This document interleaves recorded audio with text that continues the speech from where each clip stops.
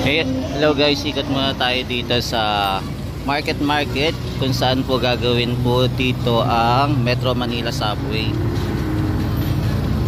So ikot-ikot muna tayo, silipin ulit natin yung markings ng Metro Manila Subway po.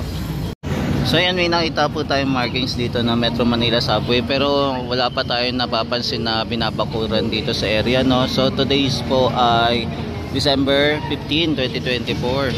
So nandito po tayo sa Market.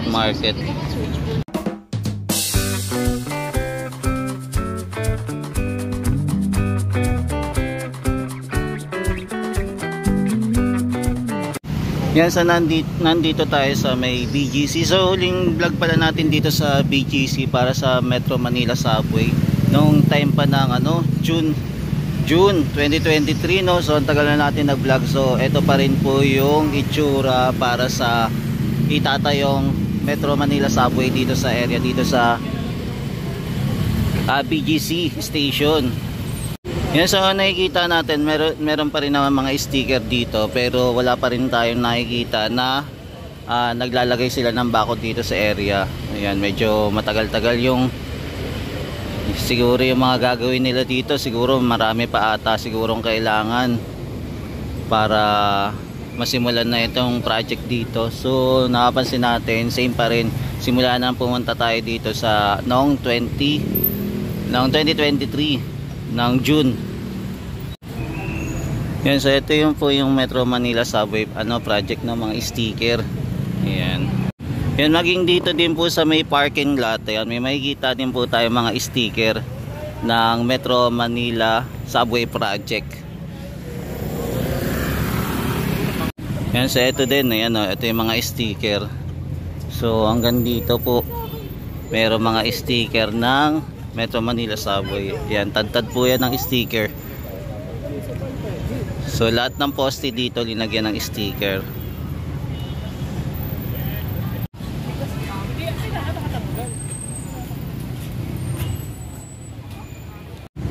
Yan, so sa paglalakad natin, ayan, may napansin na naman tayong sticker. Bawat po poste may sticker, no? So same pa rin po talaga.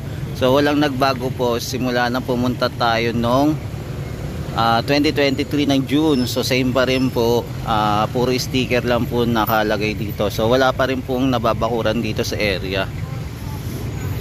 Kaya siguro balikan po natin ito next year kung magsisimula na silang magbakod dito, no?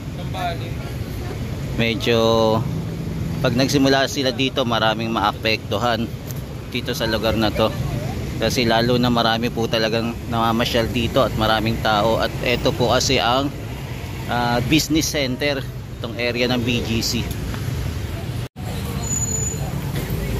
Yan, so ito may sticker din to. Yan, pati din dito po sa mga park, no? Yan, so makikita natin yung poste.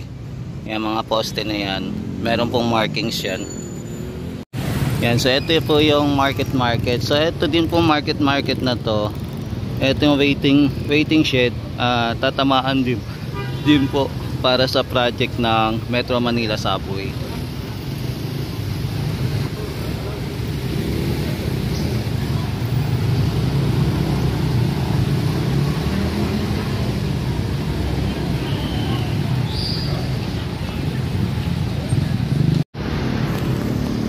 Yan, so nandito po tayo sa may pinakadulo na po ng Metro Manila Subway na gagawin. So ang dami po namamasyal dito, di ba? So nandito po tayo sa lugar ng BGC. So ito po yung eksena ngayong araw ng Sunday. So ito yung pinaka-end po na gagawin nilang Metro Manila Subway. Yan, after 1 year na pagpunta natin dito, so same pa rin ang status. Wala pa rin pong nagbago dito. So yung mga sticker pa rin po naman nakadikit pa rin po.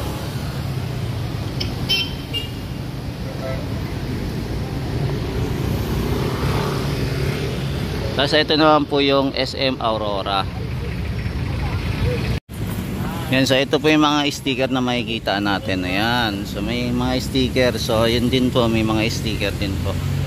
Ayan po yung dito po talaga po pwesto yung Metro Manila Subway yan in the future. So abangan natin kung kailan po sila magsisimulang magbakod dito sa area at kung kailan sila maglalagay din ng mga kagamitan, equipment para simulan po yung project dito sa BGC po.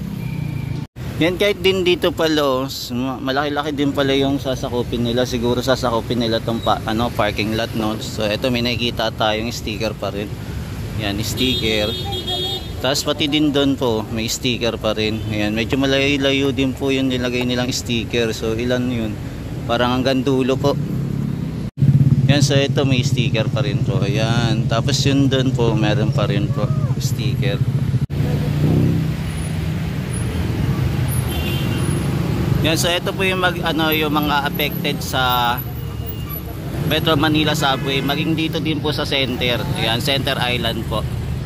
Yan, so dito po may makikita pa rin po tayo mga sticker. Medyo mahaba-haba po kasi itong subway na gagawin dito sa area. Hanggang dulo po doon sa may traffic po. Ayan, yung Metro Manila Subway dito. So kabilaan po na daanan dito.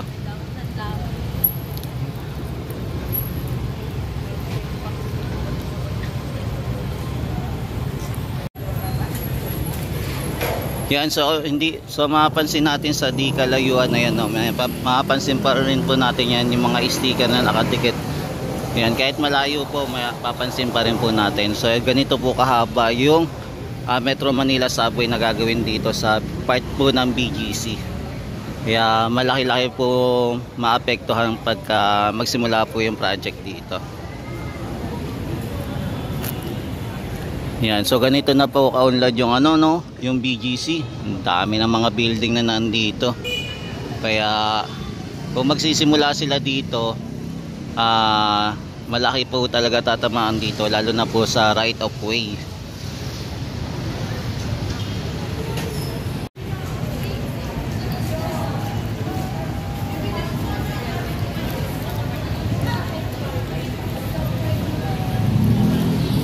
Yan, dito din po sa area mapapansin din po natin yung maraming sticker na nakadikit dito. Yan, saka to din po, di ba? So ito, kung anong taon po yung pumunta tayo dito noong June 2023, so same pa rin po yung ganap dito. So wala pong nagbago. So yung mga sticker ganun pa rin. And then wala pa rin po tayo napansin na binakuran dito sa area ng BGC. So ito pa rin po yun. Kaya abangan natin sa susunod kung kailan sila magsisimula para magbakot na po dito sa area ng malapit po sa market. Ayan, so abangan po natin kung kailan sila magsisimula dito. So ito muna po yung latest update natin dito sa Metro Manila Subway para sa BGC station po. So abangan na lang po natin next year kung kailan ito magsisimula po ulit. Balik-balikan na lang po natin. So ito muna po yung latest update natin dito sa area. Malapit po sa market at saka sa high street po. Yan, hanggang sa muli, ito po ulit si JR Doria TV, nag-update po sa mga infrastructure dito sa Metro Manila. Thank you po and God bless.